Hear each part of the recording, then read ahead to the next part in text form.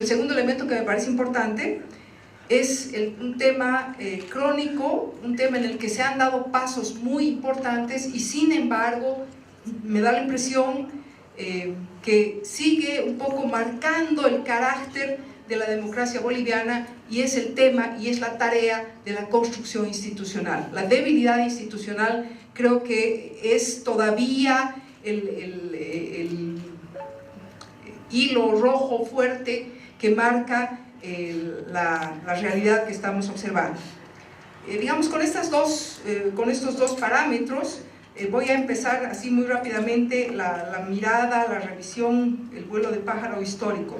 El primer periodo, el periodo de transición a la democracia, el periodo 82-85, el periodo de la recuperación de la democracia en Bolivia, lo que vamos a tener como tal vez el rasgo más importante que marca futuro, porque tiene que ver también con el presente, es que va a ganar en estas elecciones de recuperación de la democracia, de reconstrucción de la democracia, una coalición de centro-izquierda con participación y presencia de una izquierda más radical, un poco mirando nuevamente el tema de los vaivenes de la economía. Este va a ser el periodo de la UDP, que fue este periodo de la transición.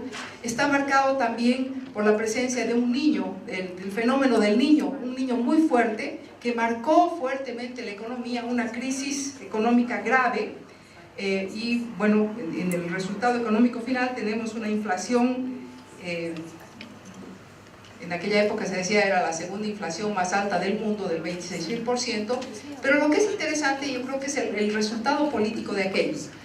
En la vivencia de este periodo, en un país, quizás ese es otro de los datos, o un poco una cosa que hay que recordar: Bolivia es una sociedad que tiende a estar hacia la izquierda. Digamos, si tuviéramos que pensar como en espectros y ver dónde está la sociedad boliviana, con matices, con diferencias locales, pero en general es una sociedad que tiende a estar hacia la izquierda, por buenas razones. Pero lo que va a ocurrir en este periodo es que aquella inflación, aquella vivencia, entierra a la izquierda política por los próximos 10 años en el país. Voy a ir un poco rápido para tener un poco más de tiempo al final. Pues después de este periodo de aquella coalición de centro-izquierda, vamos a tener, y yo creo que esto es lo principal, un giro hacia el centro del electorado boliviano. Este giro hacia el centro es el que va a permitir instalar aquello que se ha llamado la democracia pactada, que se extiende de 1986 más o menos hasta el 2000. Voy a decir hasta el 2000 porque después entramos en un proceso de crisis en que ya se van a gestar y van a empezar a tomar forma los cambios de una forma muy clara. Y a la distancia me da la impresión de que es posible mirar con mayor precisión y digamos, con cabeza más fría y de forma más crítica lo que significó y qué es lo que tenemos de aquel periodo. El primer elemento, que es una tesis polémica y que creo que en Bolivia debemos discutirla mucho más, es que en el periodo 86-2000, digamos entre las luces, vamos a ver que se instauró más o menos efectivamente un pluralismo político expresado en la alternabilidad en el acceso y en el ejercicio del poder nacional. El otro elemento, que es muy importante para nosotros y para este referéndum, es que en este periodo, en un proceso muy difícil, acompañado por muchas crisis, se logró en el debate político instaurar una Corte Nacional Electoral, lo que hoy es el órgano electoral plurinacional que los recibe a todos ustedes y nos recibe a todos nosotros, independiente, que permitió permitió una alta legitimidad de los resultados electorales, que yo creo que verdaderamente es la base por la que hoy podemos hablar de 34 años de democracia ininterrumpida en el país. El otro elemento que creo que es muy importante y es el que están mirando en los periódicos.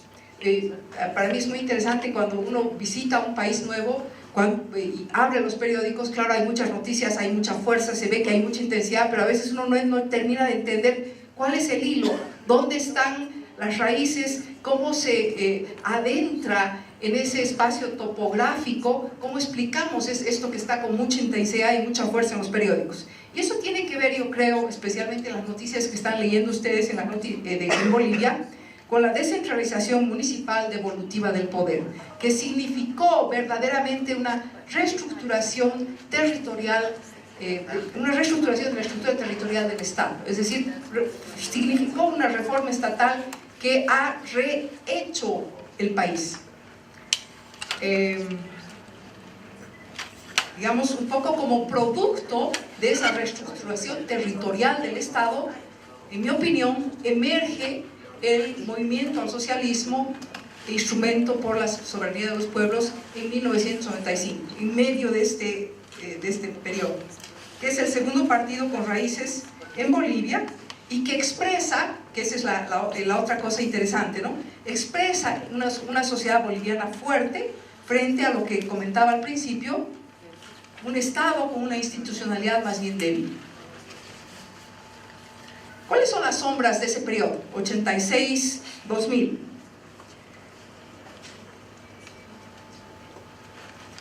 Bien, los partidos políticos que en alguna medida, a veces a regañadientes, pero en alguna medida acompañaron la construcción de una corte independiente, esa descentralización que no era muy querida por todos, pero se llegó a hacer.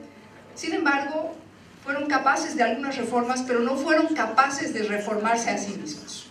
Los partidos políticos, en su gran mayoría, con muy pequeñas excepciones, fueron partidos oligárquicos, poco democráticos, centralistas y paternalistas. Casi yo me atrevo a hacer así una generalización.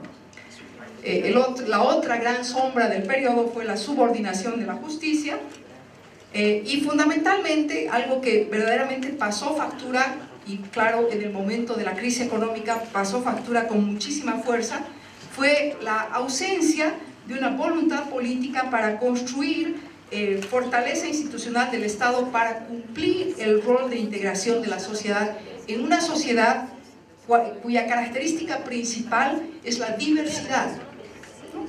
Una diversidad de pueblos, naciones indígenas, de naciones originarias, que no estaban reflejadas en el Estado. Y por eso a mí me gusta la metáfora esa de esa publicación, que dice, un poco si tuviéramos que resumir cuál es la historia de este país, hablaríamos de la historia del Estado débil, la sociedad rebelde, una sociedad fuerte, combativa, rebelde, presente, y el anhelo de democracia. Y llegamos ya al presente. ¿Qué ocurre después? Entre el 2000 y el 2005, lo que hemos vivido en Bolivia ha sido una crisis profunda, pero en mi opinión ha sido una crisis de ampliación de democracia. Es decir, en la propia democracia se gestaron las fuerzas, empezaron a emerger subterráneamente y a salir a la superficie estas fuerzas que pugnaban por la democratización. Y la pregunta, claro, que emerge y a la cual uno no puede hacerle la vuelta, es cuando miramos la década del 2006 al 2016, el periodo que está en gobierno, que está en gobierno el MAS y PSP, ¿es la década ganada o es la década perdida? Desde un punto de vista democrático, yo particularmente pienso que hay muchísimas luces, y en ese sentido sería una década ganada, y voy a argumentar por qué. Como todos ustedes saben, y esto es un debate más global en las diferentes sociedades, el siglo XXI, el inicio del siglo XXI, nos recibe con ese malestar con la democracia representativa. Hay un proceso de búsqueda en América Latina muy fuerte, de una forma más, digamos, desbordada, más allá de las instituciones, está presente en Europa, está presente en Estados Unidos. Es decir, este malestar lo vamos a ver emerger en diferentes lugares. ¿Y qué es lo que pasa en Bolivia? En Bolivia, por supuesto, este diálogo se instala, explota la crisis entre el 2000 y el 2005, hay un derrumbe estatal, y lo que es interesante para mí es que más o menos entre el 2002 y el 2007, que ya se discute la nueva constitución, En Bolivia tenemos la sensación de que el futuro está al alcance de la mano. Hay nuevos actores, nuevas ideas toman forma, hay una fase de crecimiento rápido del movimiento al socialismo, y como que todo esto un poco toma materialidad en la constitución política del Estado, que se aprueba en referéndum, y acá ya entramos en la historia del referéndum, en 2009. Ahí tenemos derechos de la tierra, la pregunta es decir, se inscriben los derechos de la Pachamama, es decir, los derechos de la tierra como un elemento de la Constitución. El Estado plurinacional, la interculturalidad, la descolonización, la democracia intercultural, y este es el elemento importante, la democracia directa y participativa. Entra el 2009 recién en nuestro marco constitucional y normativo. ¿Qué pasa con el MAS? El MAS se ha vuelto más estable, pero ojo, también menos flexible. Y lo que es interesante es que a partir del 2008 vamos a empezar a observar procesos subterráneos al interior del MAS.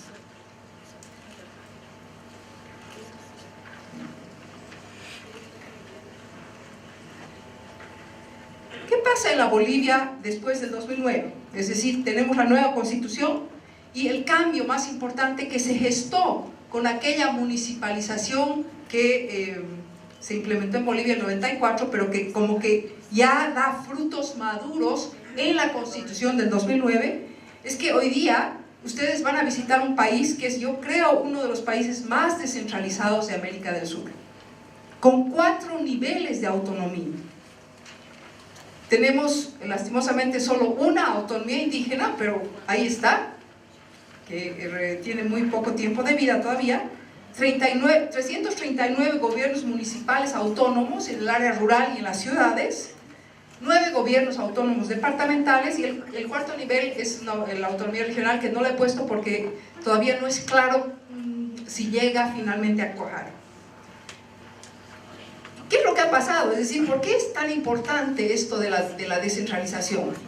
Porque después de la experiencia boliviana, para mí es muy claro que democracia significa descentralización. Y yo creo que eso es lo que estamos viviendo en Bolivia. El desafío de la democratización de los partidos está puesto por la descentralización.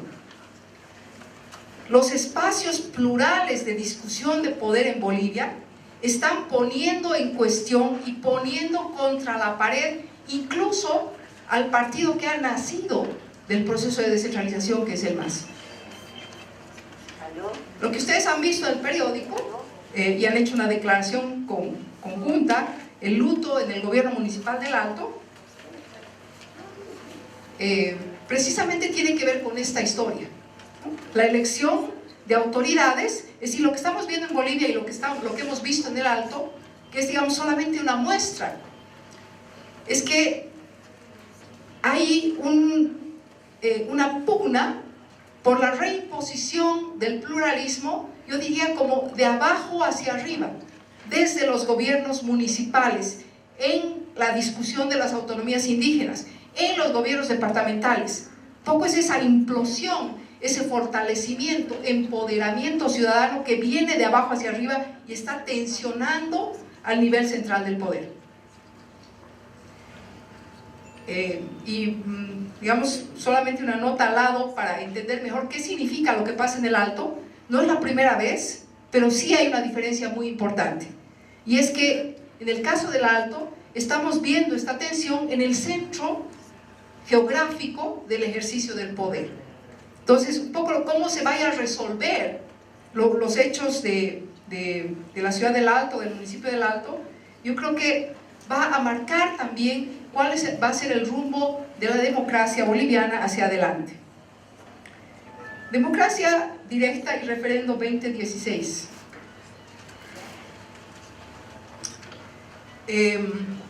Decía que uno de los elementos que, es decir, esa Bolivia nueva, que la vamos a ver retratada en la Constitución 2009, plantea democracia directa. ¿Y qué es lo que tenemos en estos referendos de circunscripción nacional? Y hemos tenido 3 experiencias que me da la impresión de que nos pueden dar también algunas claves para entender el proceso que estamos viviendo. Hemos tenido 3 referendos en circunscripción nacional. El primero fue un referendo temprano, el 2008, referendo revocatorio de mandato para presidente y vicepresidente en otro momento del MAS, en un momento todavía de crecimiento del partido, de crecimiento rápido del partido. El MAS ganó con el 61% de los votos. El segundo referendo fue precisamente el referendo de aprobación de la nueva Constitución Política del Estado, el 2009, en que, fíjense el porcentaje, la Constitución se aprueba con 67% de votos. ¿Por qué nos dice algo también respecto a la lucha política, a esta pugna política en Bolivia? Porque el proceso de discusión de la nueva Constitución fue un proceso altamente polarizado. Y casi en los márgenes el país logra ir a las urnas con relativa tranquilidad. Hubieron 2 fallecidos en medio del proceso de aprobación del borrador del texto constitucional, pero llegamos finalmente a un referéndum nacional que se realizó de forma más o menos creíble, adecuada, con legitimidad. Y entonces este nuevo referéndum al que ustedes están asistiendo es el tercero en esta línea de referéndums nacionales, pero hay un elemento que es central, y es que es una nueva época. Entre el 2008-2009, un año, del 2009 al 2016, tenemos 6-7 años, digamos, y lo que vamos a ver es que ese proceso de ampliación de democracia, en mi opinión, no ha sido, es decir, está con un ímpetu que está avanzando, sigue avanzando, está avanzando hacia adelante, y eso se expresa también por el hecho de que no tenemos digamos, una osificación. Hay fuerzas por la osificación, pero la sociedad boliviana, aquella sociedad fuerte de la que hablábamos al principio, está presente, se está moviendo y está, digamos, haciendo tambalear también por momentos estas estructuras. Muchísimas gracias.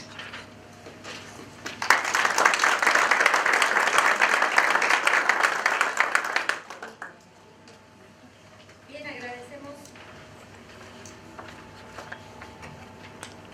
agradecemos la participación de Moira Suazo con este balance que nos ha dado del proceso y estas características de contexto que sin duda son importantes para el análisis que nos compete. Vamos a presentar ahora a nuestro siguiente expositor. Él es Armando Ortuño. Él es economista y cientista político boliviano con una orientación en análisis sociopolítico, planificación y gestión de políticas públicas. Realizó estudios de economía en la Universidad de Ginebra, Suiza, y en ciencias políticas en el posgrado CIDES de la UNSA de la ciudad de La Paz.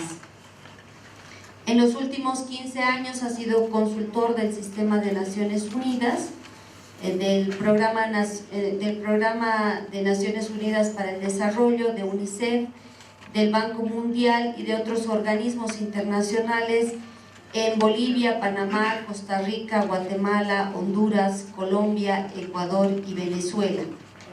En el último año ha trabajado y colaborado con organismos de cooperación internacional, medios de prensa y entidades privadas en la evaluación y análisis del contexto sociopolítico o en el manejo de información de opinión pública en Bolivia, Venezuela, Guatemala, Panamá y Honduras. Armando en esta oportunidad nos va a hablar precisamente de las estrategias de campaña normativa electoral y escenarios post-referéndum. También tiene 30 minutos, adelante. Por medio de él le mando mi saludo a todas las autoridades del tribunal, que está haciendo un gran trabajo, creo, en esta oportunidad. Es un placer siempre estar con Moira presente. Ella es mi profesora, además, ella es culpable de muchas cosas que yo hago. Y bueno, bienvenidos a todos ustedes que nos están acompañando en este importante proceso. Creo que Moira, hemos hecho una muy buena, van a ver que es un buen ensamble. Moira un poco les ha dado un marco histórico de la democracia boliviana donde se inserta en cierto sentido el proceso referendatario que estamos viendo hoy. Yo me voy a meter un poco a la cotidianidad de esta campaña, un poco más salvaje, más volátil, y voy a tratar de hacer una síntesis. La he estado pensando mucho porque está complicado, de tratar de vincular algunas orientaciones para ustedes de cómo ha funcionado, cómo se ha desarrollado la campaña electoral referendataria, cuáles son sus novedades, y creo que eso nos va a mostrar también las tensiones y los grandes retos que vamos a tener los bolivianos, pero donde ustedes los vamos a incluir mañana, sobre todo en la jornada electoral, y sobre todo a partir de las 6, 7 de la tarde, cuando empiece la hora loca, sobre la importancia de este proceso electoral, los retos, los desafíos y sus incertidumbres. Y también voy a poner algunos matices sobre aspectos que me parecen relevantes, sobre cambios en la normativa electoral que se han hecho y que creo que han ayudado a que el proceso pueda fluir, y también donde hay retos. Vamos, Francisco, por favor. Bueno, mi presentación se estructura básicamente en tres grandes ámbitos que creo que vale la pena que los reflexionemos. El primero es, puesto así, un referéndum, qué particularidades. Es decir, me parece que a veces no somos conscientes de las implicaciones que tiene un proceso referendatario para el trabajo de los órganos electorales, pero también para el proceso político. Es decir, los referéndums tienen una dinámica muy particular, y creo que quiero rescatar un poco eso, porque eso también nos va a explicar una serie de paradojas que ahorita hay frente a los posibles resultados del día de mañana. Y eso obviamente también tiene retos muy grandes para la normativa electoral. Una segunda parte me voy a meter un poco en las campañas y las estrategias que hemos visto para este referéndum, y también voy a vincularlo con los retos que eso ha implicado para el órgano en términos de la normativización de la propaganda gubernamental y estatal, y el hecho de gestionar un proceso electoral donde los actores son muy diversos. No solamente son los clásicos actores de los partidos políticos o los movimientos políticos formales, sino es una campaña que ha tenido una amplia dimensión de actores, algunos de ellos bastante caóticos, por ejemplo, en las redes sociales. Y el tercer tema es la jornada electoral y los escenarios posteriores, y bueno, van a ir viendo algunos de los otros. Vamos avanzando. Ok, el primer punto es un referéndum, yo digo. Creo que la literatura que yo he consultado y que he revisado desde hace un tiempo, nos da como que tres características muy particulares de los referéndums que los diferencian de los procesos electorales donde elegimos autoridades, ¿no es cierto? Que son, digamos, los procesos clásicos, y que son además procesos para los que yo creo cognitivamente la gente más o menos los tiene claros, sabe de qué se tratan, sabe cuáles son los procesos, las maneras de manejar las pautas para eso, ¿no? Y yo creo que los procesos referendatarios tienen, por lo tanto, tres características, por lo menos que yo he recogido de la literatura, interesantes. Por una parte, son por lo general procesos mucho más complejos para la sociedad, ¿no es cierto? Y creo que ahí hay una pregunta que es clave para ver cómo la gente ve un proceso referendatario, es ¿cómo entiendo lo que me están preguntando? Porque en un proceso referendatario se le pregunta algo a las personas, y eso no es tan obvio. No es tan obvio cómo la gente entiende lo que le están preguntando y qué sentido le encuentra a lo que le están preguntando. Y a partir de eso empiezan los problemas, desde mi punto de vista. Porque no es tan obvio ninguno de esos dos elementos. Es decir, entender lo que le están pidiendo que decida y ver el sentido de esa decisión. Y entonces esto genera muchos problemas en la base de la población y complica todo el proceso electoral. Segundo elemento, la diversificación de los actores que intervienen, ¿no es cierto? Y está pasando en el referéndum boliviano. El proceso es un proceso que no concierne fundamentalmente solamente a los actores políticos. Es decir, aquí en los últimos 2 meses son actores de la sociedad civil, los medios de prensa, las redes sociales, un conjunto mucho más amplio de actores los que han estado involucrados en esta campaña, al punto que incluso los actores políticos, sobre todo los opositores, han quedado relativamente en segundo plano, ¿no es cierto? Y esto implica retos, obviamente, al órgano electoral, porque en cierto sentido uno está más acostumbrado a manejar actores electorales, que ya los conoce, se registran, tienen sus pautas, sus rutinas. En cambio, en este tipo de campañas tenemos campañas extremadamente diversas y por lo mismo a veces poco difíciles de reglamentar y de normativizar. Entonces, y un segundo elemento de la diversificación de los actores, un tema que a mí me llama la atención y que vamos a entender por qué hay incertidumbre también electoral ahorita, y es tan brutal la incertidumbre ahorita, es que la diversificación de actores, mi hipótesis es que además te relativiza mucho los clivajes históricos de este país. Es decir, en este referéndum, ahí vamos a disentir tal vez con alguna gente que escribe cosas en los periódicos, yo creo que más bien la polarización no está muy presente. Los discursos son muy polarizados, pero creo que en la base social hay debates mucho más complejos y, entre otras cosas, las dificultades del sí tienen que ver justamente en que estamos creando una elección donde las polarizaciones clásicas que han dividido la política boliviana están en cuestión, ¿no? Y por lo tanto el MAS, entre otras cosas, tiene gran incomodidad en esta elección. Les voy a explicar un poco de dónde viene esta historia. Y el tercer tema es que todo lo anterior nos lleva a que son procesos muy volátiles y muy inciertos. ¿No es decir, cambian mucho las decisiones de las gentes y al final la gente no sabe muy bien hasta el final qué va a decidir. Y por lo tanto tenemos una enorme incertidumbre. Vamos a ir. Ahora, entonces, si así son los referéndums, mi pregunta es, ¿se verifica esa hipótesis en el referéndum constitucional del día domingo? Y yo diría que sí. Mi primera respuesta es que sí. Y yo quiero plantearles por qué empieza todo a complicarse. Hablemos de la complejidad primero.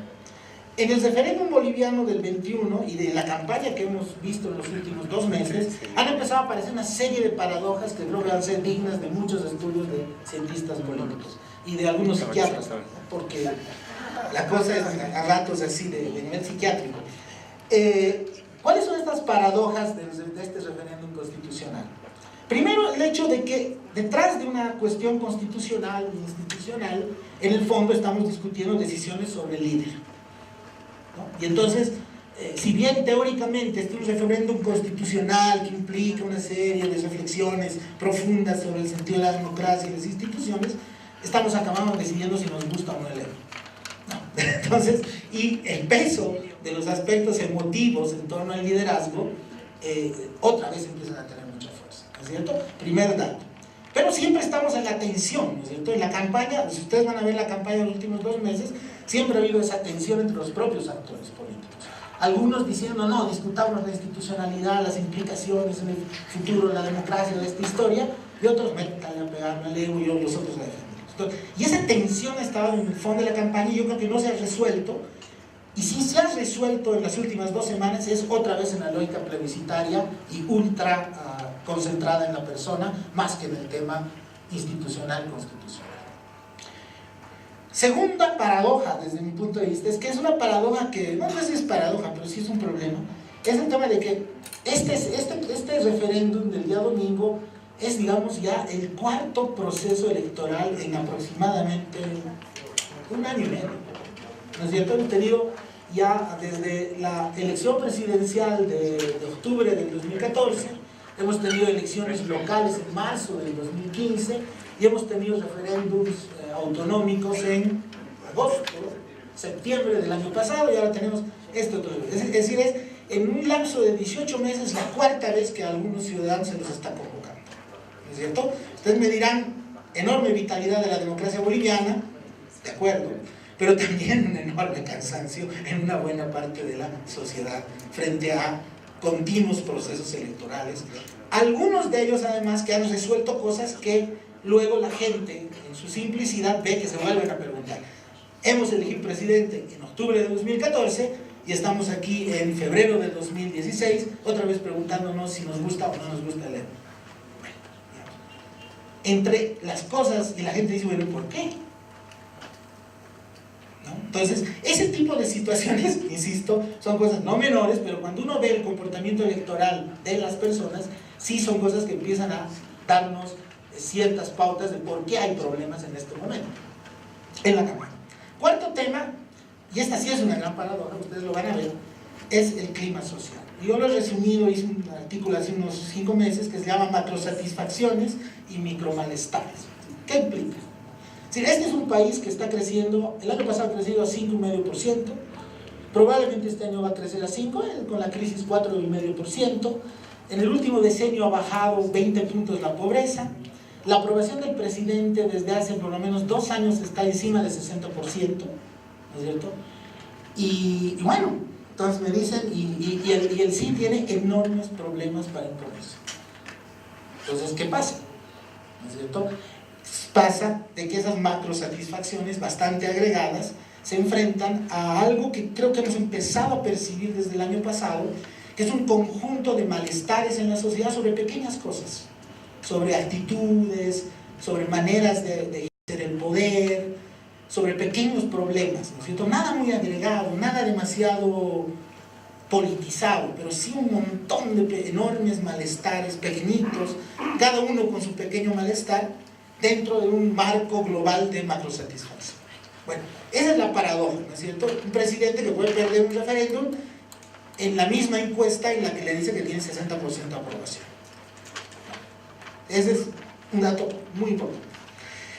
Y finalmente el cuarto punto, que ya se los había mencionado, la impresión de mucha gente, yo he escuchado a muchos analistas estos días diciendo: no estamos otra vez polarizados, no estamos peleando, en las redes sociales es la mejor expresión de esta historia, y es verdad, pero mi impresión es que eso corresponde a segmentos muy específicos de la sociedad boliviana. Ya cuando tú hablas con la mayor parte de la gente, creo que a diferencia, y lo mencionó Moira, nosotros hemos tenido procesos referendatarios realmente polarizados, donde nos jugábamos todos y todos nos partíamos en una posición ideológica muy marcada, y donde eran así de vida o muerte, ¿no es cierto? El referéndum revocatorio, por ejemplo, del 2008.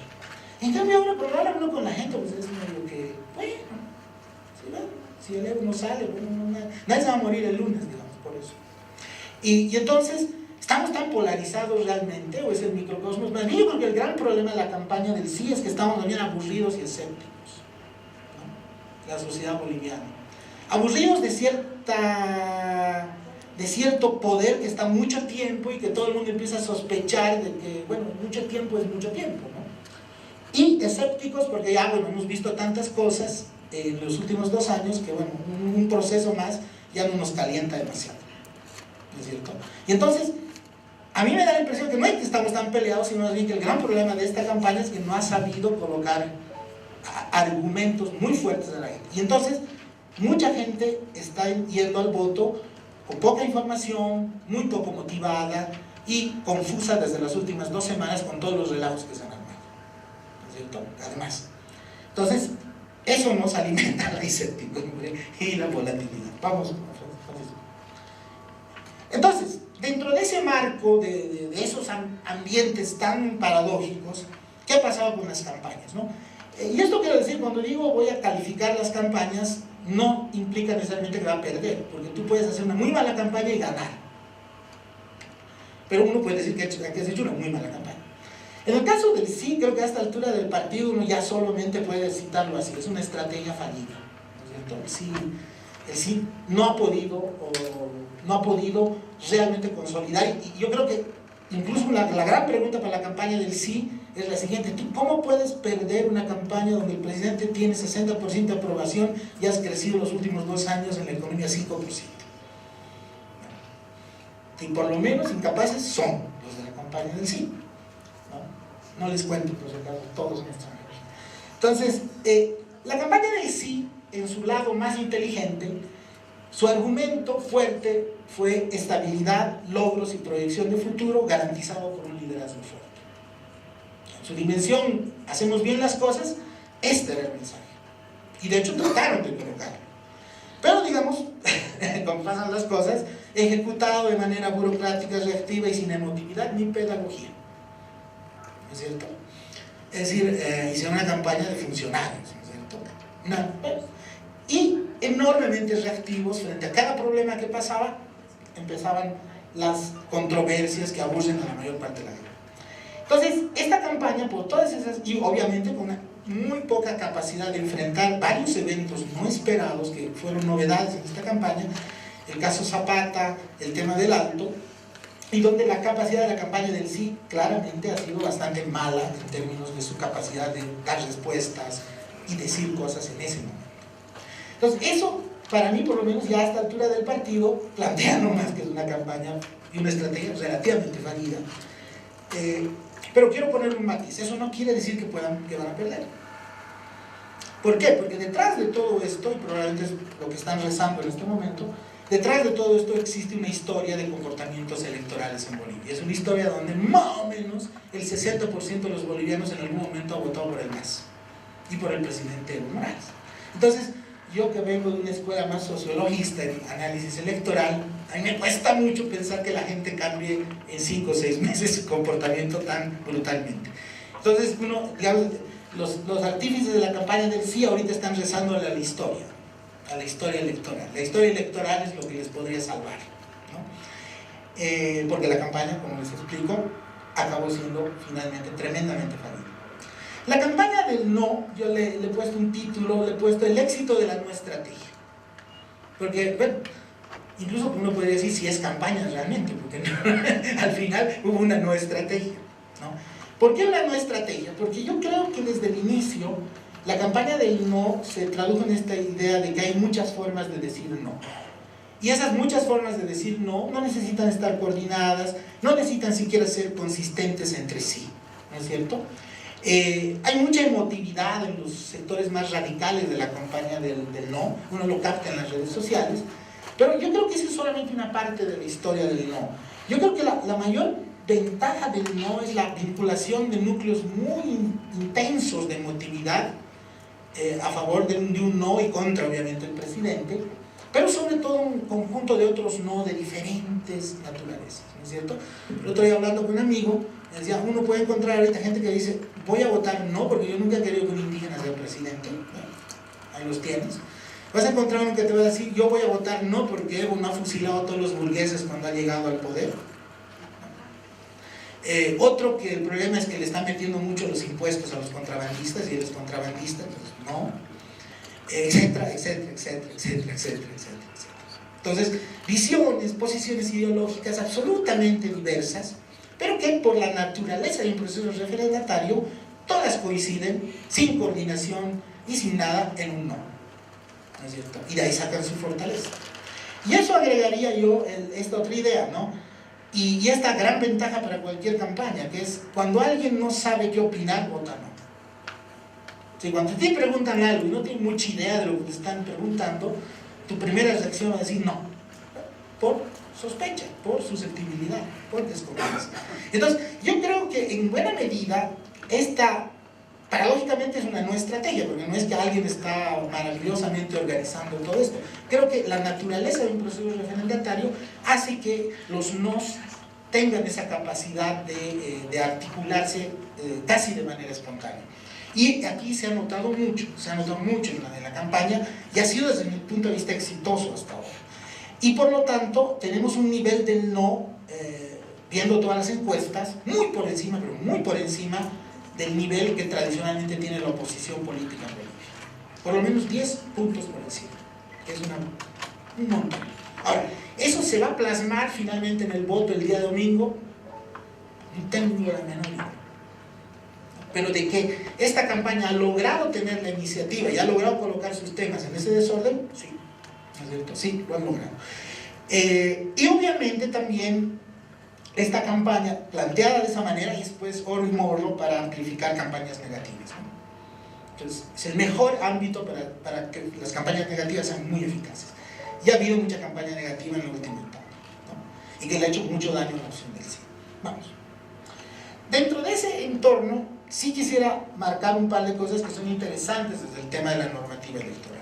En primer lugar, creo que el órgano electoral ha hecho un enorme esfuerzo para facilitar la participación de todos los actores políticos y sociales que lo desean, pero tratando de que eso se realice con cierta racionalidad, ¿no es cierto? Ustedes imagínense el debate que ha sido en Bolivia, por ejemplo, obligar a que para la repartición de espacios en la televisión se conformen frentes de fuerzas tan diversas, el tema y seguramente va a ser una crítica que le van a hacer al tribunal, el tema de a quién le van a entregar el acta mañana en las mesas, porque solamente hay 2 representantes por frentes. Pero no voy a entrar en el detalle, pero creo que hay toda una experiencia muy interesante de este referéndum, de cómo normativizar procesos donde hay muchos actores y nos movemos en un entorno bastante diferente. El otro tema importante de la normativa electoral ha sido el endurecimiento de la regulación sobre propaganda gubernamental, que fue una gran observación de las últimas elecciones, sobre la excesiva laxitud frente a la propaganda gubernamental y estatal.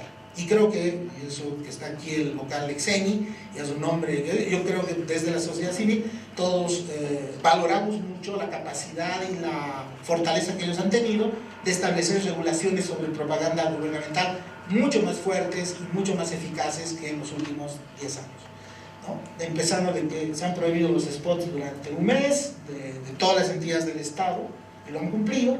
Incluso había provisiones sobre actos electorales que el Tribunal Supremo, el Tribunal Constitucional los declaró inconstitucionales, pero que yo creo que eran necesarios.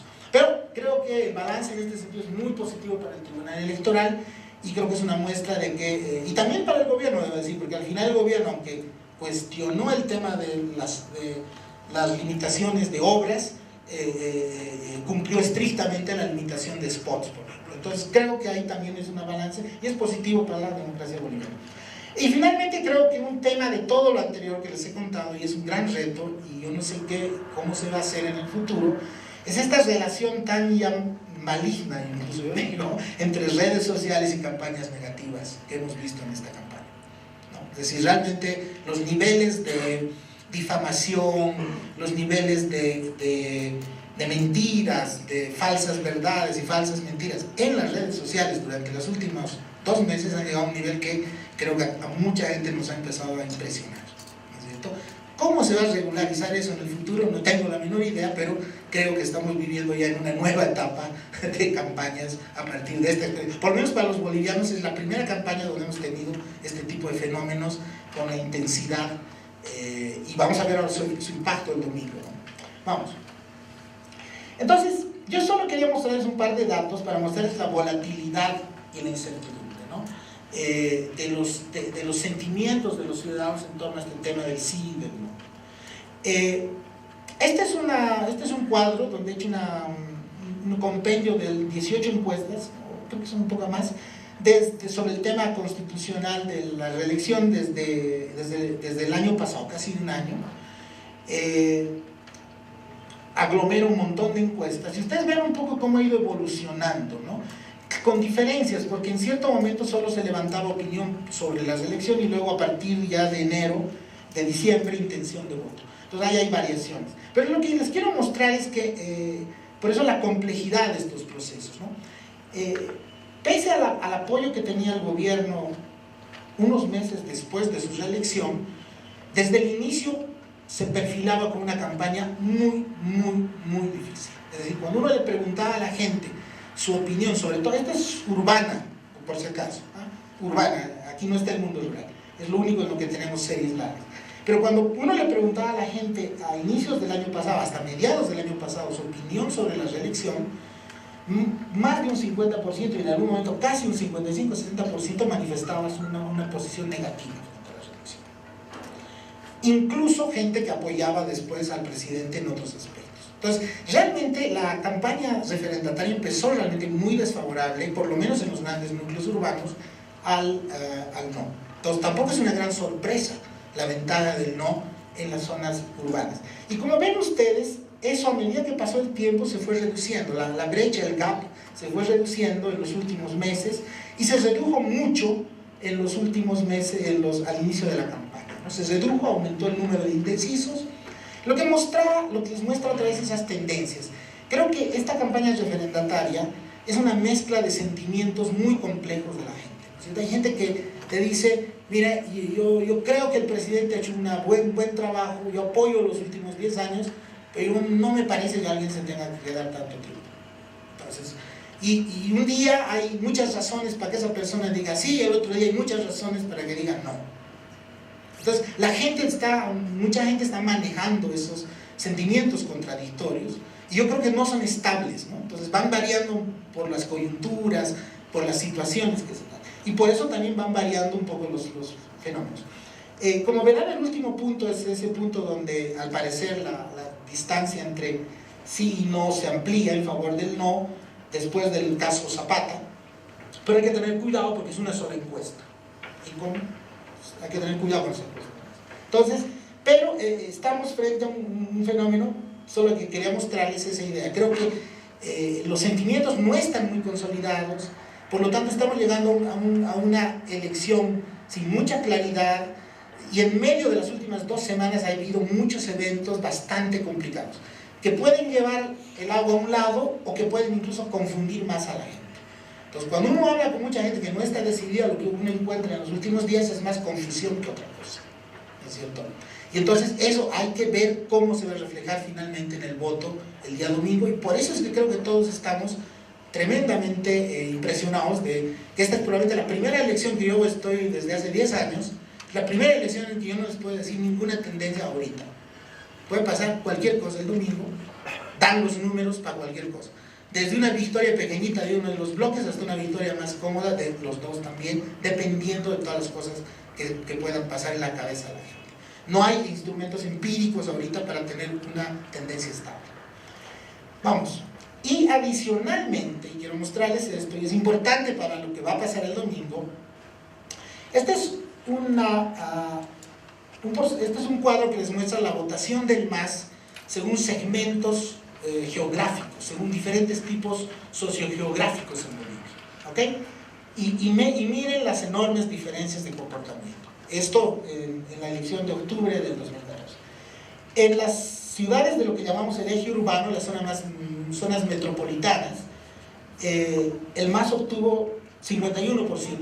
Quiere decir que la oposición logró 49%, diferentes fuerzas de la oposición, 49%. En las ciudades con más de 100.000 electores, 51% también. Estos dos segmentos son aproximadamente el 65% del padrón. ¿Ok? Pero miren cómo va variando a medida que entramos al país más profundo, ¿no? En localidades urbanas entre 2.000 y 100.000 electores, que es el 13% del padrón, el MAS obtuvo 63% de votos. En localidades pequeñas rurales entre 500 y 2.000 electores, 76% de votos. Y en localidades con menos de 500 y mesas o lugares con menos de 500 electores, 77% de votos. Entonces, y finalmente entre los electores en el extranjero, que son el 4% del padrón, 72% de la votación. ¿Qué les quiero decir? La foto anterior que hemos visto, que es del mundo urbano, se refiere aproximadamente al 60% del padrón. El otro 40% no tenemos mucha idea ahorita y tiene estos comportamientos históricos, ¿no es cierto? Entonces, uno puede hacer simplemente una regla de 3 para darse cuenta que incluso una distancia importante del no frente al sí en las encuestas puede, dependiendo de la movilización en las zonas rurales, en las localidades pequeñas del voto masista, puede revertirse. Y por lo tanto, ahí viene esta idea del empate casi perfecto, ¿no es cierto? Ahorita, con la debilidad del MAS del sí en las zonas urbanas, es por eso que todos los expertos hablan de un cuasi empate en este momento, ¿no? Pero el problema va a venir el día domingo de lo siguiente. Los resultados, por ejemplo, ¿no? Los primeros resultados que vamos a tener en las mesas son de las zonas urbanas, donde lo previsible es que el no gane significativamente, y luego los van a empezar a llegar todos los otros votos. Entonces, la manera como eso se va a tener que gestionar en un contexto de mucha tensión y mucha expectativa de todos, creo que es uno de los grandes retos del día de la jornada electoral y del proceso post. Vamos. Y aquí vengo al final, ¿no? Por lo tanto, nuestra jornada electoral tiene estos dos datos de imprevisibilidad y un segundo dato de sobreexpectativas, ¿no es cierto? ¿Por qué digo sobreexpectativas? En el caso del oficialismo hay una natural sobreexpectativa porque no han perdido una elección nacional desde hace 10 años. Entonces, obviamente, aunque racionalmente uno puede decir, no, las encuestas indican que hay problemas, igual para el oficialismo va a ser muy complejo un resultado que indique que habrían perdido un primer evento nacional desde hace 10 años. Y además, un evento que implica el futuro del líder clave del oficialismo, ¿no es cierto? Entonces, el nivel de duda, susceptibilidad, tensión, incredulidad incluso en torno a los resultados del día domingo va a ser bastante alto en el oficialismo, por esa razón, simplemente. Segunda razón, en el otro lado, se ha extendido entre parte de las élites urbanas y segmentos de la opinión pública la idea de que el no tiene una ventaja irremediable. Entonces ustedes salgan a la calle, más o menos estos barrios hacia el sur, pregunten a la gente quién va a ganar, y les dicen, tiene que ganar el no. No puede no ganar otra opción. Porque todas las encuestas dicen que tiene que ganar el no. Entonces, eso está enormemente instalado, clases medias, élites intelectuales, políticas, ¿no es cierto? Pero yo les he mostrado datos que muestran que puede que eso no sea verdad, ¿no es cierto? Y obviamente la mala campaña del sí aumenta la sobreexpectativa de la oposición, de que ahora sí, ¿no es cierto? Ahora sí, el más puede perder. Entonces, tenemos esos dos, y son evidentemente sentimientos complicados para una gestión de un proceso electoral. Entonces, José Luis, mucha serenidad y paciencia, como decía Calimán Azorín, entonces, porque va a estar complicado, porque si es sí, esto sí ya es. Y por otra parte tenemos un tercer elemento que creo que también ustedes tienen que conocerlo. La normativa electoral boliviana le coloca muchas restricciones al órgano electoral para adelantar resultados preliminares. Es decir, nosotros tenemos un sistema de totalización de la votación basado en las actas de escrutinio, ¿no es cierto? Es decir, aquí se totaliza con actas físicas, llegando a los tribunales electorales, lo que implica que los tiempos de llegada de esas actas son una variable clave. Y además nos introduce un segundo elemento. Las actas que llegan primero para la totalización son las actas de las zonas urbanas y de las zonas más cercanas. Las actas que llegan más lejos es de ese mundo de 500, 1000 habitantes que llegan un día, 2 días después. ¿Okay? Entonces, eso nos va a colocar naturalmente una limitación. Y entonces, la noche del domingo vamos a estar todos en ascuas, si no hay un resultado claro, porque vamos a depender básicamente de los conteos rápidos de los medios privados y de una enorme incertidumbre en la medida que ojalá los resultados oficiales vayan llegando rápido. Pero, insisto, ahí incluso puede generarse problemas de percepción, ¿no es cierto? A mí no me extrañaría que aparezcan los primeros conteos oficiales con el no en 60%, pero eso sabemos que por el comportamiento electoral puede ir variando. Entonces, insisto, estos dos probablemente son los, si me preguntan las de mayor preocupación, estas sobre expectativas o expectativas complicadas en los dos actores principales y esta dificultad del sistema electoral de poder dar una respuesta relativamente rápida para tranquilizar a ambos sectores. Entonces, yo creo que aquí hay un gran reto no solamente del órgano electoral, pero también de los acompañantes y misiones internacionales, porque por otra parte, yo creo que la cultura boliviana electoral es bastante cívica, bastante ordenada, no violenta, y creo que en ese sentido yo tengo muchas menos preocupaciones con el día de las elecciones. A mí sí me preocupa las reacciones políticas a partir de estas sobreexpectativas y estas dificultades que se tienen, y con todo lo que antes les he dicho, de estructuralmente es muy difícil en este momento discernir cuál de las dos fuerzas es la que se va a imponer finalmente por toda esa complejidad que ha sido esta última campaña, ¿no es cierto? Quizás un último apunte antes de cerrar esto. Pusieron en la nota ver un poco los escenarios posteriores, es decir, ¿qué pasa si él sí, qué pasa si él no gana? Yo no entro todavía en una gran discusión de eso, pero sí yo diría que sí, una victoria del no el día domingo va a plantear por lo menos un nuevo momento político de una enorme incertidumbre y de una enorme también oportunidad también, ¿no es cierto? En muchos sentidos. Es decir, incertidumbre, oportunidad, vamos a vivir un nuevo momento político. Yo no creo que Evo Morales salga de la vida política, pero él va a tener que tener otro rol si pierde, ¿no es cierto? Todos esos procesos van a ser enormemente demandantes para la sociedad boliviana. Que a algunos no les va a gustar, es como si tu padre te va a dejar solo. Entonces los actores políticos bolivianos vamos a tener, y sociales, vamos a tener que vivir sin padre, ¿no? Eso tiene muchas implicaciones, pero bueno, pues a veces uno tiene que crecer, dicen. Y bueno, y si gana el sí, y que las tendencias indican que va a ganar, podría ganar todavía, pero con un resultado más pequeño, también es un enorme desafío, porque creo que el mensaje de la sociedad, también le plantea al MAS y al presidente una serie de elementos muy nuevos sobre cómo ha cambiado la sociedad boliviana. Paradójicamente son cambios que él mismo ha producido y su partido, y varios de ellos cambios positivos. Ahora, la capacidad de ellos de asumir esos cambios, ese es su gran reto también, ¿no? Gracias.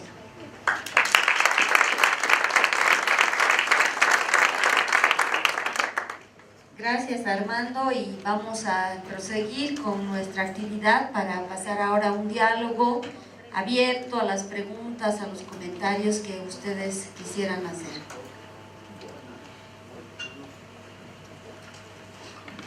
Vamos a recoger unas 4 o 5 preguntas y luego las pasamos a los expositores. ¿Alguien tiene algún comentario, alguna pregunta?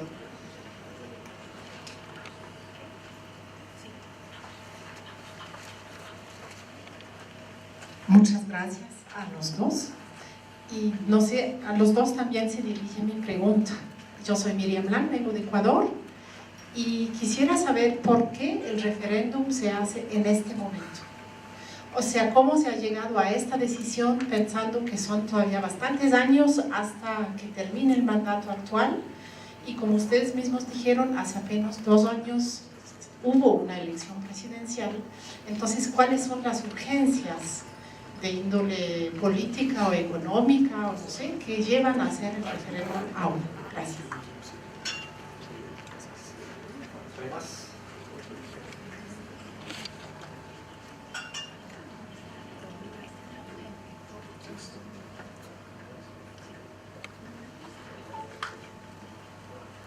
Buenas tardes. Elio Olivares, de República Dominicana. Todo parece indicar que no hay una figura que encabece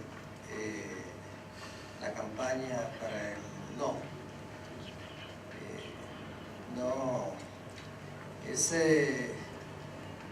Esa situación, ¿cómo podría incidir en los resultados?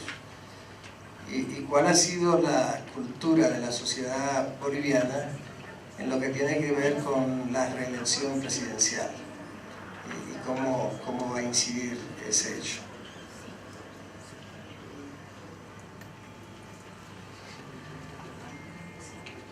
Sí, 2 cosas. Una primera es que la verdad que lo de los micromalestares yo no termino. O sea, sé que hay micromalestares, pero también TIPIS y también fondo indígena. O sea, que creo que son 2 momentos que pasaron de lejos de ser micro para generar malestares más grandes, digo, y más relevantes, inclusive con impacto internacional. Entonces, creo que hay una cosa que se está formando efectivamente por lo que señalaste del modo de gobernar. Y la segunda cosa es que no entiendo bien por qué se plantea casi como que mañana se va Evo Morales. ¿Sí? Porque es el 2020 de lo que estamos hablando, 4 años más. Entonces, no se trata de eso y tampoco de una prohibición de que regrese en el 2025. O sea, yo no termino de entender por qué se crea esta sensación de lo que se trata de hacer es que Evo deje de gobernar, porque tiene 4 años más y después tiene el futuro más lejos. Es decir, si el MAS no puede trascender de un solo líder y generar otros líderes que puedan también ser alternativos.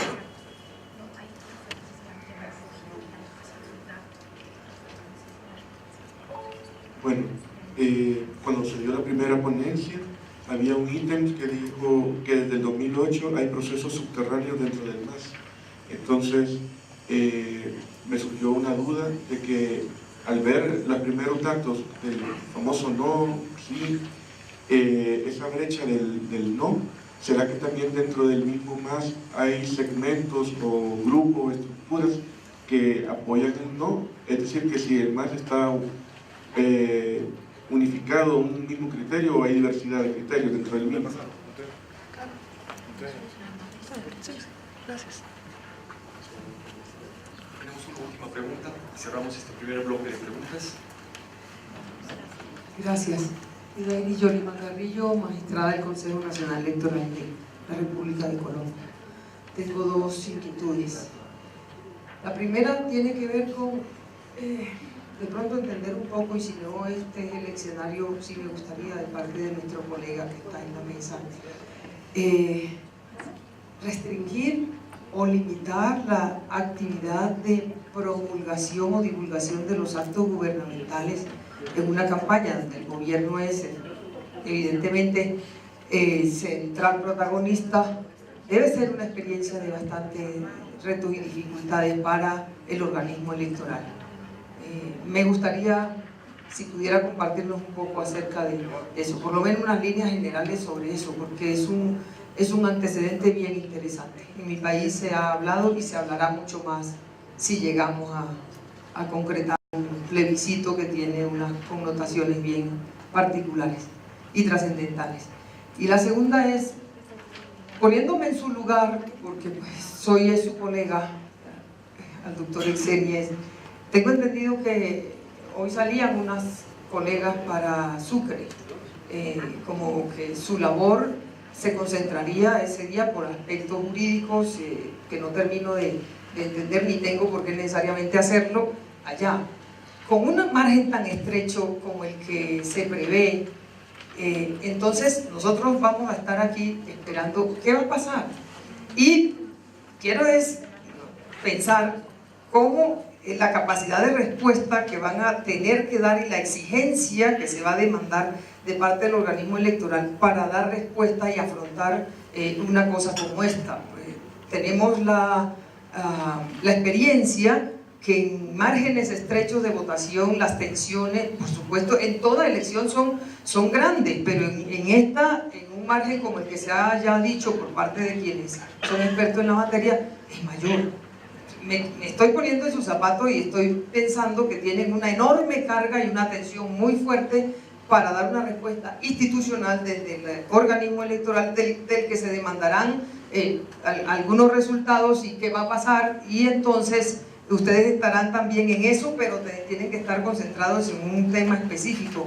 Entonces quisiera conocer su impresión, colega, sobre ese tema, porque me parece que es un reto bien complejo. Gracias. Esta primera pregunta yo creo que es una de las preguntas que nos hemos hecho muchos bolivianos durante todo este año, los días que van de este año. ¿Por qué ahora?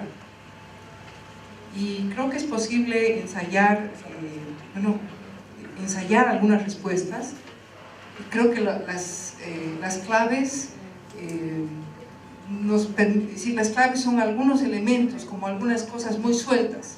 Yo creo que la primera cosa es algo que comentaba Armando, y es que después de la victoria electoral del 2014, para el movimiento al socialismo era claro que era un escenario óptimo, ¿no? La lectura un poco, me imagino, estoy aquí realmente haciendo también de pitoniza, pero la lectura era, bueno, el apoyo es claro, está presente, es masivo, no hay un cuestionamiento, y el artículo que se va a reformar dentro de la Constitución, el artículo 168, prohíbe expresamente la reelección del presidente y vicepresidente. Entonces, un poco mirando hacia el futuro, la pregunta era ¿cuál es el mejor momento para entrar a una tal reforma? Y yo creo que la opción fue por este camino. Pero la otra cosa que es, yo creo, muy clara, y creo que es una pregunta central, va a salir en otra de las preguntas más adelante, es esta pregunta acerca de, yo creo que en ese momento dentro del MAS se tomó también una decisión que es una decisión en voz baja, que no se discutió suficientemente, y a esto alude también aquellas emergencias subterráneas de las que estaba hablando. Yo creo que hay mucho descontento y muchas dificultades al interior del MAS, porque esto no ha sido una decisión más colectiva, más dialogal, una decisión más del partido. Me da la impresión de que esto ha sido más una decisión también en torno, por supuesto, a todo el capital político que había acumulado el presidente especialmente, pero no ha sido, ha tenido que ver también con ese proceso de cierre del partido que ha ocurrido, me da la impresión, especialmente a partir del 2008, que ha generado también incomodidades. Bueno, mi impresión también es que hacia adelante es verdaderamente, está abriendo, y ahí no coincido tanto con Armando, yo creo que se está abriendo un escenario de una coyuntura de crisis seria. No sé si ¿vamos o hay varias preguntas, ¿no? Ya, ok. Voy a ir un poco más rápido entonces. ¿Qué pasa con no hay una figura de la campaña del no? ¿Y qué pasa con la reelección presidencial? El tema de la reelección presidencial en la cultura política boliviana es un tema muy delicado, y en realidad yo creo que la sociedad boliviana está abierta, y lo que estamos viviendo y lo que estamos viendo es un tema, es decir, es un ánimo social de nueva época. Esta discusión, ir a un referéndum por la reelección presidencial en el periodo de siglo XIX, que fue nuestro otro periodo de elecciones acotadas, elecciones calificadas, hubiera sido imposible. Hubiera sido imposible porque la pregunta por la reelección presidencial era una pregunta de democracia o ausencia de democracia. Hoy yo creo que los 34 años de democracia boliviana nos permite, o nos están permitiendo, abrirnos a pensar como más opciones. Y pensar estas más opciones significa también pensar, y desde una parte importante de la población, reelección no significa que se va a perder la democracia, pero yo creo que queda también como un producto del pasado aquel fantasma de que está en juego la democracia, especialmente para sectores urbanos, clase medieros de los centros poblados más grandes del país. La pregunta sobre son micro malestares y macro satisfacciones, ahí quizás entrando un poco más en la política, en algunos detalles de la política boliviana, pero que creo que nos pueden dar algunas claves. Yo coincido con la lectura que usted hacía. Claro,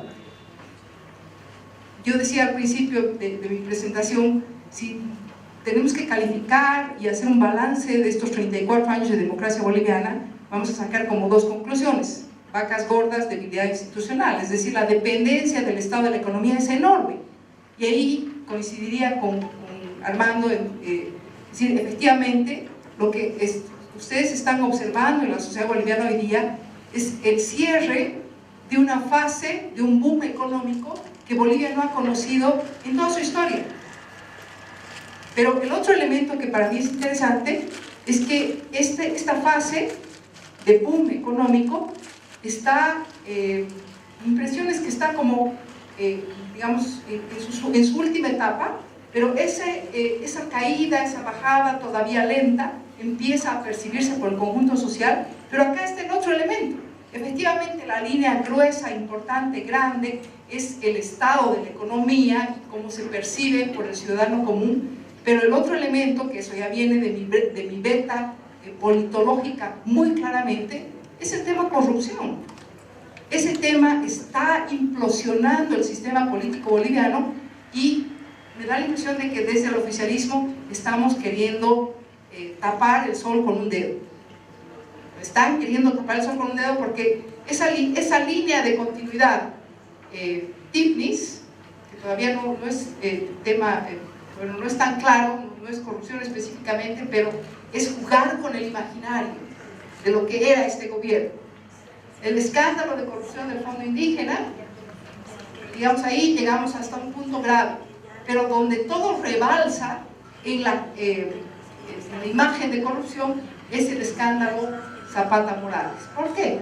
Porque la imagen del presidente precisamente era el espacio donde el capital político del MAS estaba intacto, y eso se ha caído en las últimas 3 semanas. Y creo que eso abre un nuevo escenario de crisis política. ¿Qué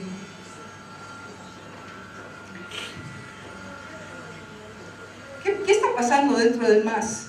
Bueno, hay varias hipótesis y no está todavía muy claro, pero casi es imposible pensar que los escándalos que hemos vivido, el destape de estos escándalos vienen de fuera del MAS. Eso es casi imposible de pensar. Es decir, la única forma de explicar cómo es que está saliendo toda esta información es pensar en dificultades muy graves al interior del MAS, solo para que tengan una medio imagen. En este momento, por el escándalo del Fondo Indígena, hay una ministra, una ex ministra que está en la cárcel. Y eso nos puede dar ya una imagen del grado de malestar dentro del movimiento al socialismo. Entre otras cosas, ¿no? Hay diputados, hay un senador, pero hay una ministra de gobierno que está en la cárcel.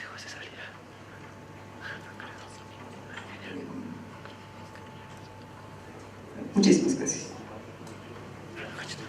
Bueno, a ver, completando algunas cosas, sí, yo creo que uno de los grandes misterios es por qué se lanzó el referéndum ahora.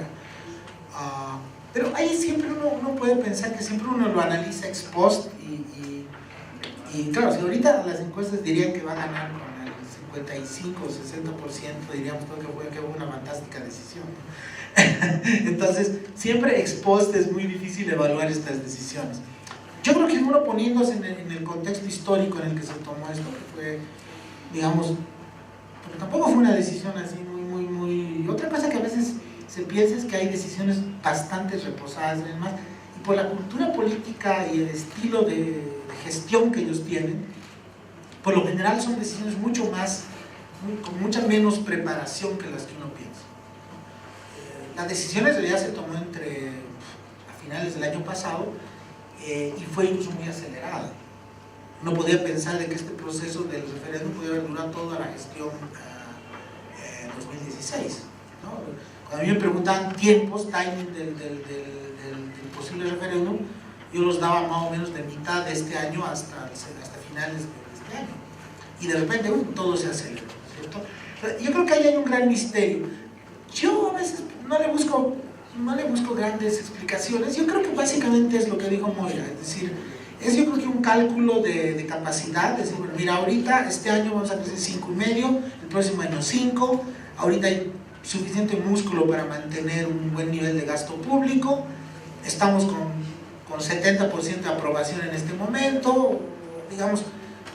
Por eso les decía, la ilusión de las macrosatisfacciones también intoxicó en cierto sentido a los decisores del MAS. Si tú veías esos datos macro, yo más hablo de macrosatisfacción, no tanto en la dimensión, sino en términos de que se basan en datos agregados, ¿cierto? Es decir, es como si tú aquí en una reunión tú preguntas a los bolivianos, ¿están contentos con los últimos 10 años? Te van a levantar el 75% que están contentos, ¿no? Pero cuando vas, por eso digo micro, pero cuando vas a cada uno y empiezas a encontrar un montón de problemas dentro de esa satisfacción agregada. Esa es mi reflexión, ¿no? Pero lo que hace que también existan los dos fenómenos. La satisfacción sobre cómo está el país sigue existiendo. Por eso yo sigo pensando también que hay que tener cuidado en ciertos análisis más de coyuntura, porque también nos podemos intoxicar por ciertos microclimas que se están creando, ¿no? Ahorita voy a venir a ese punto. Pero la decisión yo creo que es muy pragmática, es decir, estamos en buenas condiciones, no pareciera que hubiera un mejor contexto que ahora. Si pensamos esta discusión de la reelección de aquí a 2 o 3 años, tú sabes que la economía internacional, nadie ha puesto una crisis, pero ellos sabían que iba a ser más difícil. Entonces creo que esos elementos son los que generaron, tampoco hay que buscarle demasiada ciencia a esto, pero sí yo diría que, y eso para entender los problemas de esa racionalidad, es que me parece que por ejemplo no hubo una suficiente preocupación de un montón de otros elementos que estaban también en el contexto, y que si tú los tomabas, te podían haber mostrado de que era difícil, ¿no es cierto? O por lo menos que había que trabajarlos. Entonces, creo que ese es un primer tema. Ahora, decía la compañera el tema de todos dicen que es cierto. El problema que yo te digo es que, no, Evo va a estar 4 años, y yo pienso que Evo va a seguir siendo un actor político fundamental de los próximos 10 años de Bolivia. De hecho, yo, al contrario de lo que muchos piensan, otra vez pensando en la manera de que la cultura política al interior del propio MAS y del tipo de lógicas de gestión que tienen, sí, puede haber malestares, puede haber diferencias, pero yo no veo ahí corrientes políticas muy estructuradas. Es decir, el MAS sigue siendo una coalición, una constelación de cosas en torno al líder. Y no creo que estén listos para cambiar eso en los próximos años. Entonces, ¿qué va a pasar?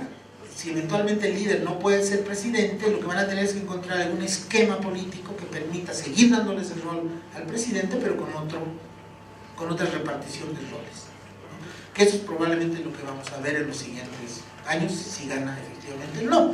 Y entonces, no necesariamente estamos en escenarios de ruptura del MAS, sino al contrario, de una especie de lenta, pero y compleja, por supuesto, recomposición de esas relaciones, donde igual Evo va a seguir siendo un dato central dentro de ese mundo, ¿no es cierto? Pero donde van a tener que reordenar algunas cosas. No exenta de tensiones, yo creo, pero yo veo poco probable, porque además por la naturaleza del liderazgo de Evo, es que él finalmente es el dueño del capital político electoral que ahorita tiene. Tampoco es que hay otros elementos. Entonces, por eso yo digo que no lo veo tan traumático, pero no por eso digo que es fácil, insisto, y va a ser terra incógnita. No sabemos muy bien cómo va a funcionar eso, y van a estar obligados de hacerlo. Pero, por una parte creo que eso. Entonces, de todas maneras el partido está en esa lógica, y el liderazgo de Evo va a seguir siendo muy importante, pase lo que pase. Segundo elemento que también nos plantea probablemente no escenarios demasiado conflictivos, es que por el otro lado, y quiero insistir en eso, y respondiendo al señor sobre el tema del liderazgo del no, justamente es que la lectura sociológica de un resultado favorable del no es una lectura que te dice que no necesariamente la coalición del no va a tener futuro. Es decir, tiene todas las condiciones para ser una coalición que gane, pero que se descomponga al día siguiente de su victoria.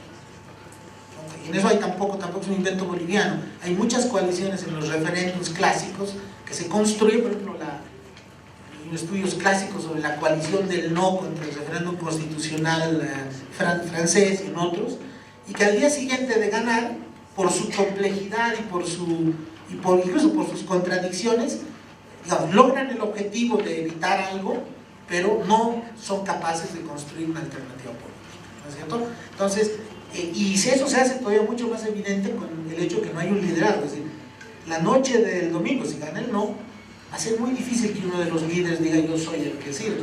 Y de hecho, incluso varios pueden empezar a competir por yo soy el responsable, y entonces ahí empieza el relajo en la propia oposición, ¿no es cierto? Y finalmente, yo diría que es otro elemento crítico, es que pese a todo, si uno ve los tiempos de la propia economía boliviana, yo creo que, insisto, este es un voto, en cierto sentido también, y esa es una hipótesis que vamos a discutir mucho, porque a los bolivianos nos fascinan las crisis, ¿no? Siempre estamos pensando que va a haber una crisis, pero yo estoy empezando a tener una hipótesis, que paradójicamente la fuerza del sí muestra del no, muestra cierta normalización de la sociedad boliviana. Es decir, el hecho que nosotros podemos votar sin que eso implique un apocalipsis al día siguiente. Yo siento en algunas conversaciones con la gente eso, la gente dice, bueno, este país está bien, está creciendo, hay plata, bueno sí, pero si el Evo no estaba, arreglarán, ¿no es cierto? Igual hay negocios, lo pueden seguir. Es decir, esa tendencia de los bolivianos de siempre creernos al borde del abismo, probablemente ahorita, por primera vez otra vez, porque hemos vivido 10 años excepcionales y una bonanza nunca vista, la sociedad boliviana también está funcionando en otras lógicas, ¿no? Una lógica en la que dice, me puedo arriesgar razonablemente porque puedo darme ese lujo, ¿no? Gano cierta seguridad. Cuando piensan además ustedes que casi un 30-45% del cuerpo electoral boliviano es gente que no ha conocido más que a Evo en el poder supremo, ¿no? Es decir, son jóvenes que, digamos, unos que tenían 5 o 10 años cuando llegó al poder.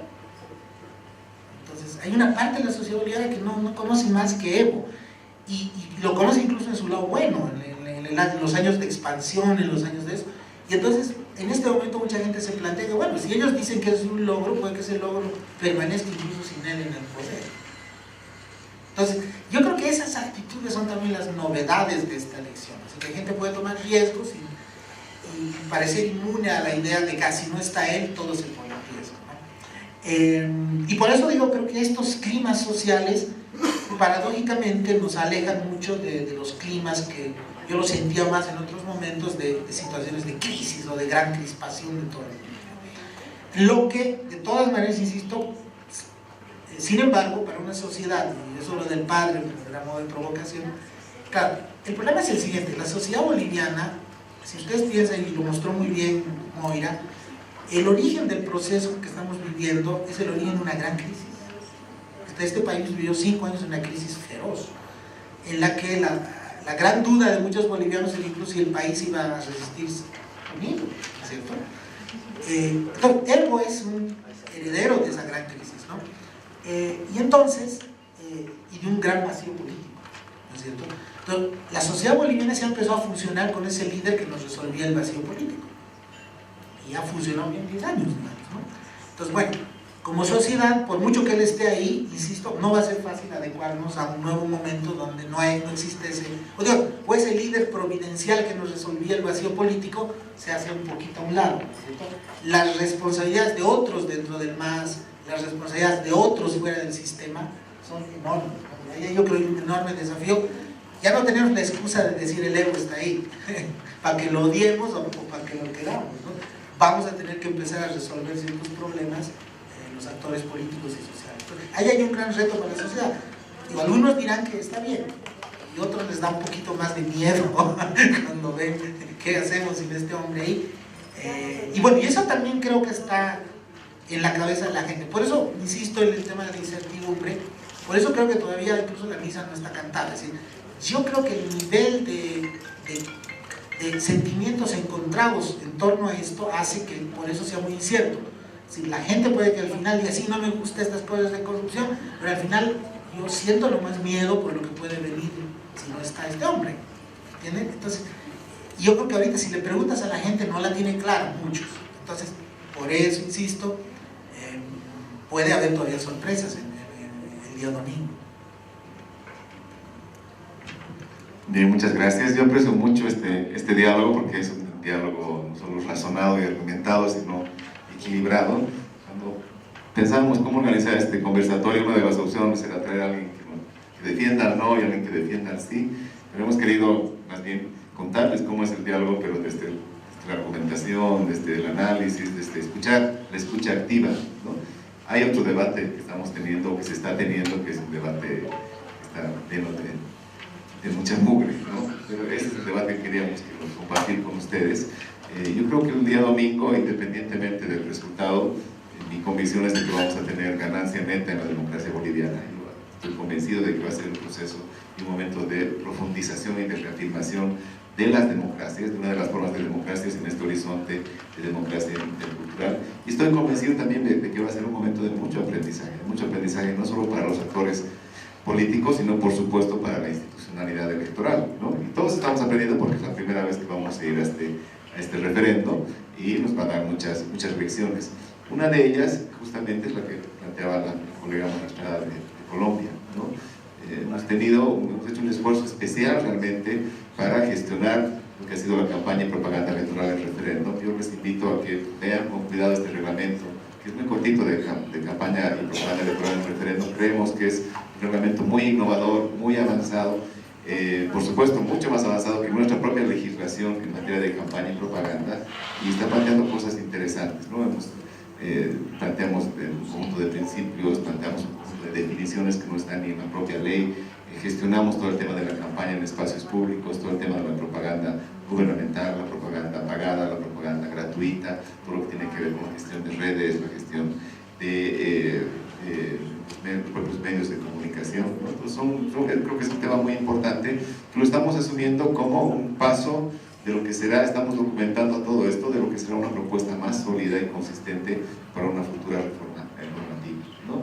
Y uno de los núcleos justamente ha sido este tema de, y es parte del debate de muchos de nuestros países, de qué pasa y cuál es el lugar de las autoridades y de los funcionarios, de los servidores públicos en la campaña electoral, y qué pasa con el uso de los recursos públicos, ¿no? Nuestra normativa básicamente es muy parca en eso, dice, por supuesto, lo mínimo, no se pueden, los funcionarios públicos no pueden hacer campaña electoral en horario de trabajo, y por supuesto tampoco pueden utilizar recursos públicos para campaña, ¿no?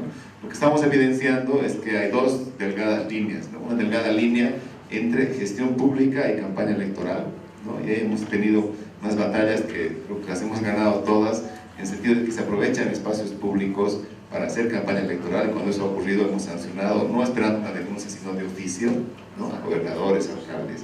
La segunda línea delgada es entre propaganda gubernamental y propaganda electoral, ¿no? Y también hemos sido muy rigurosos con un sistema de monitoreo diario en, primero, garantizar que este periodo de 30 días donde está prohibida la propaganda gubernamental, efectivamente no haya propaganda gubernamental, ¿no? Y ahí hemos sancionado de entrada algunos medios que el primer día quisieron difundirla, 6 medios sancionados de oficio, entonces ya no hubo más al día siguiente, ¿no? Y segundo, garantizar que efectivamente no se utilicen recursos públicos para efectos de campaña de propaganda electoral, ¿no? Yo creo que ha sido difícil para los propios actores institucionales y políticos, y no solo estoy hablando de nivel central, sino también de las gobernaciones y de los municipios, asumir que es un principio democrático elemental, un principio de equilibrio y pluralismo respecto a los recursos para campaña y propaganda electoral. Hemos querido dar un avance más con un artículo 24 del reglamento que ahí está, donde decimos, bueno, se establece un límite máximo de 15 minutos para la difusión en vivo y en directo de actos de entregas públicas, ¿no? Básicamente pensando en medios audiovisuales, radio y televisión, que nos parecía y nos parece un límite máximo bastante razonable. Sabemos que en otros lugares directamente se prohíbe la difusión de actos de entregas públicas, y en algunos casos incluso están prohibidos los actos de entregas públicas, no solo su difusión, ¿no? O sea, ha habido todo un debate, y al final del camino, bueno, se lo declaró inconstitucional, básicamente es un principio de reserva legal, diciendo eso que afecta a derechos, en este caso el derecho a la información, que fue argumentado por la demanda de inconstitucionalidad, lo puede hacer, pero no en un reglamento, sino en una ley, ¿no? Entonces lo vimos como parte de nuestras asignaturas pendientes en términos de seguir avanzando, seguir profundizando, garantizar condiciones de igualdad, de equidad en la gestión de la campaña y la propaganda electoral, ya sea en referendos o en procesos electorales. Y está vinculado a la otra asignatura pendiente, y es el gran debate que tenemos que tener sobre el financiamiento a las campañas y la propaganda electoral, ¿no? Como todos ustedes saben, solo Bolivia y Venezuela no tienen financiamiento estatal, ¿no? Y nosotros hemos avanzado en una propuesta de ley, de proyecto de ley de organizaciones políticas, que sustituirá la ley de partidos políticos de 1999, que está rezagadísima de todo lo que ha pasado los últimos 15 años, ¿no?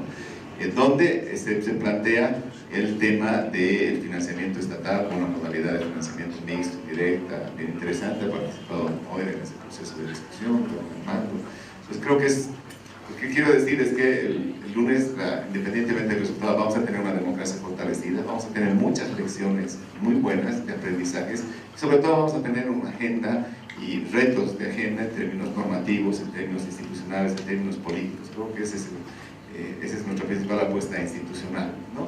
Termino simplemente, como ustedes saben, de los 7 vocales, 6 se fueron hoy a Sucre, ¿no?